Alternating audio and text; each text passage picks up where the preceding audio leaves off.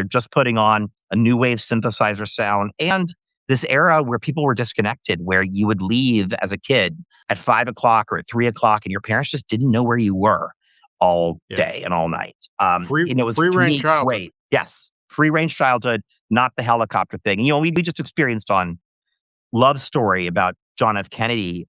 People had nostalgia for the '90s who were there, but a lot of people who weren't alive then had a false nostalgia for that 1990s and how people weren't on apps and they got to meet each other face to face. And I have that same nostalgia for the 1980s of what it meant to be a kid during that time. What?